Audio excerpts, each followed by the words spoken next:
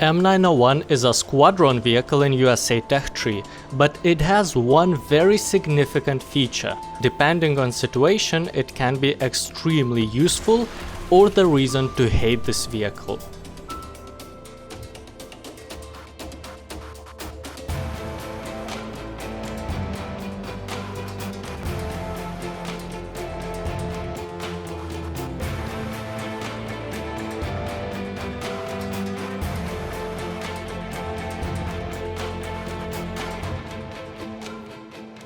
The best way to start talking about this vehicle is to mention the speed at which the missile launcher on top of the vehicle rotates.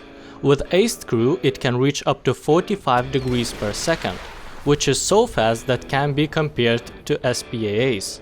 But if you don't know how this vehicle works, you might think, why would he start a video from that? Isn't turret's rotation one of the most boring stats to talk about? The thing is, turret's rotation affects reload speed, when you can use thermal sight, and most importantly, when you will be able to finally fire at opponent. Because you cannot use turret while driving. At all. There is no cruise control like other ATGM carriers have, that would allow you to launch missiles if the speed is not too big, which makes this vehicle capable to fight only when it's standing still. And this mechanics at the same time opens beautiful new gameplay advantages and the worst feeling of helplessness and inevitable destruction. This is how launcher works. While you move, it's in folded position, directed towards the vehicle's back. Once the speed reaches 0, first the launcher will unfold, it will take about 2 seconds, and this time is not affected by anything. Then, vertical guidance adjustments will be made and the launcher will rotate towards your cursor. How quickly that happens depends on gunner's targeting skill, which affects turret's rotation. This time delay between stopping and getting combat ready is one of the biggest drawbacks of this vehicle. It will require you to play differently, because it is worse than any hull wobbling. Most of the time, meeting an opponent while driving means that you will be destroyed before you have a chance to unfold weaponry. Reload speed is also affected by turret's rotation. That depends on where you was aiming when the last missile was fired. The minimum time to reload in ideal conditions is 10 seconds. But usually, the launcher will take some time to rotate forward, to look directly in front of the hull, and only then reload starts. Though it doesn't make significant difference. You are free to move during this process, and most of the time you are aiming somewhere in front of the vehicle anyway, so it doesn't take so much additional time to reload. And one last disadvantage, at these tiers some vehicles already start to have thermal sight in gunner view. M901 is one of them. But at the same time, it is the only vehicle that cannot fully benefit from it. As soon as you start moving, you only have old good binoculars. But this launcher can be a great thing too. In my opinion, it's one of the best vehicles for camping. In previous videos, I covered Italian vehicles that have cannons mounted on top. If you find a perfect cover, they can be very difficult to kill. But they are nothing compared to M901. Who needs a perfect cover if you can use almost any cover? Just find something that fully covers the vehicle. Since the arm with missiles extends so high, there is a good chance that it will go above most of the obstacles, giving you a perfect overview and at the same time making you almost impossible to kill. Even if someone shoots at your launcher, usually after short repair, you will be able to fire back. If you think that it still requires some effort to find a cover that will fit the vehicle, how about playing hull down? Some vehicles, like Soviets, don't have enough guns depression for that. Others, that usually have around 10 degrees depression, are considered good at hiding behind hills. There are even exceptionally good German tank destroyers that can reach 15 degrees depression. But how about 30 degrees of guns depression? Probably you won't even be able to climb such a steep hill where you could use all that. Elevation is also great, 35 degrees. It's somewhere in between tanks and SPAA.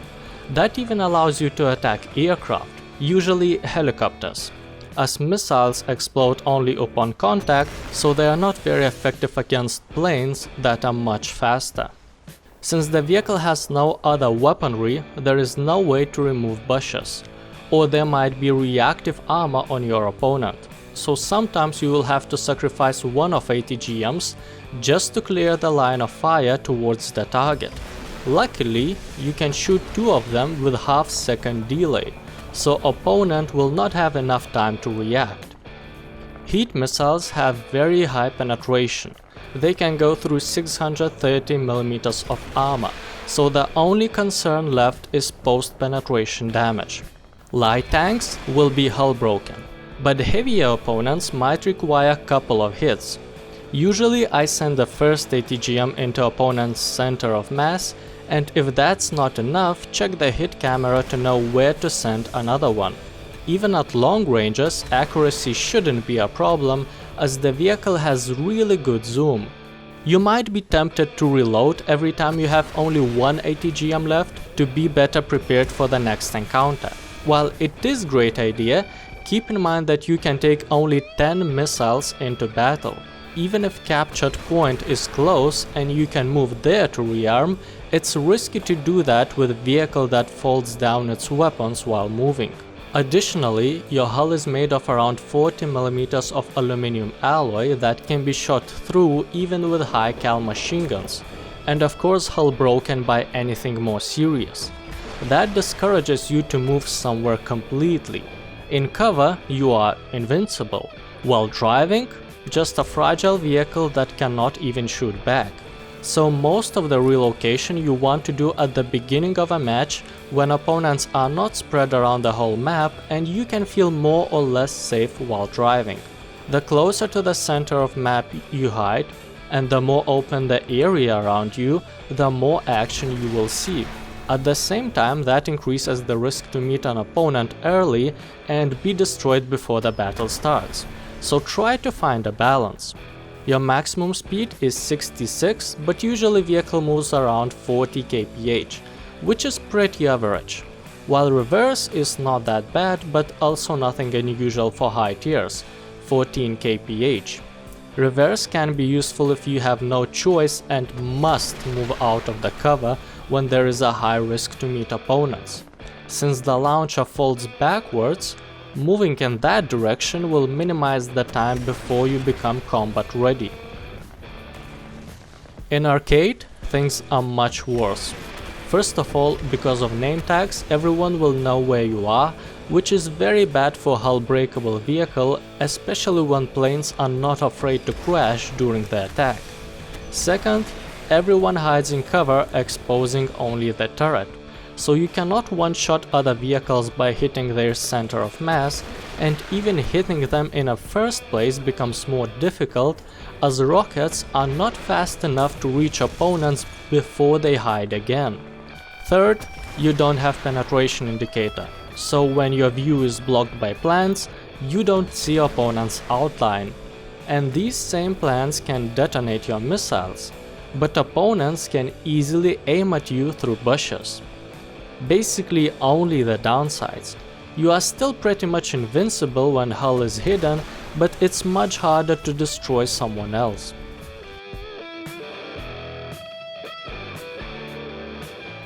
M901 is an effective vehicle when it comes to defending, but this is the only thing it can do well. And to win the match, someone needs to capture the points. Since you cannot support your allies in that, opponents have higher chance of success, especially when the teams are smaller, so each player is more valuable. Opponents will hate you for camping because they cannot kill you, and allies will hate you for camping because you are not helping to win either. I would rate this vehicle 5 all-seeing eyes out of 10. The best camper I ever played, and completely useless when it comes to doing anything else. For example, winning the match. If you want to be somewhat able to camp and at the same time be very good at offensive maneuvers, you better check videos of these two Italian vehicles on your left. They also have guns above them, but without all disadvantages of M901.